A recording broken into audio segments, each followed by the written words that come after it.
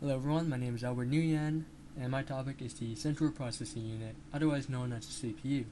Now, everyone here knows what a CPU is. In case you don't, this could be a nice learning experience for you.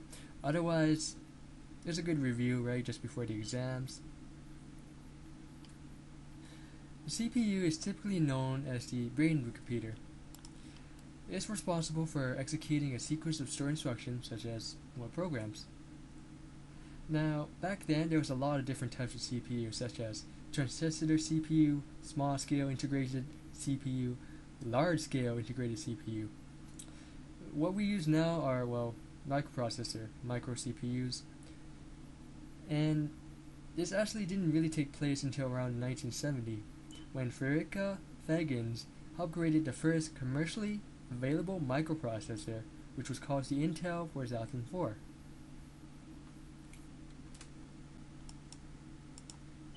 Now, there are two main components of the CPU, the arithmetic logic unit and the control unit.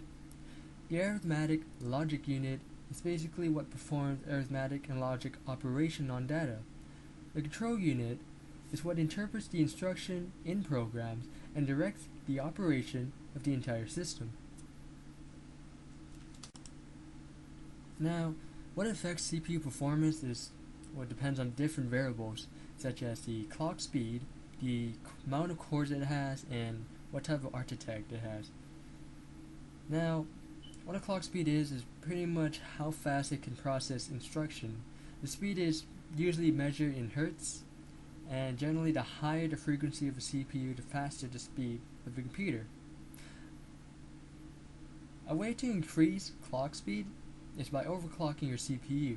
Overclocking pretty much increases the voltage, the power consumption in the CPU, which basically increases the frequency of the clock speed.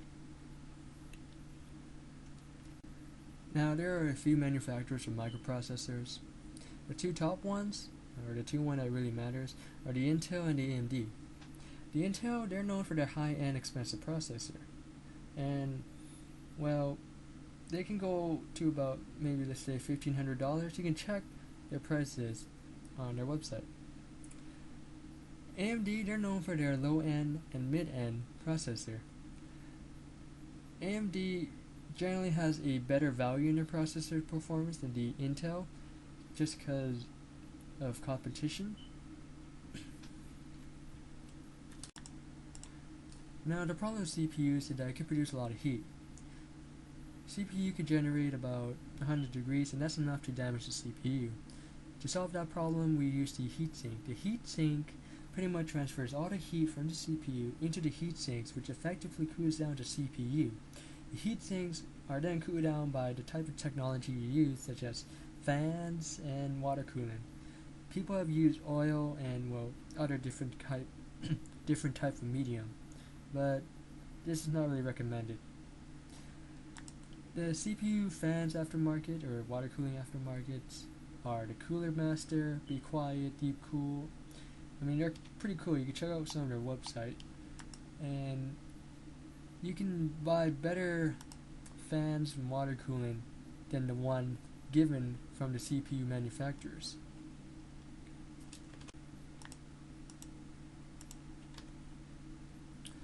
Now, you can contact me through my phone number or my email. I've also made a YouTube video presentation, which is something you're already watching right now, I guess. And this is the end of my presentation.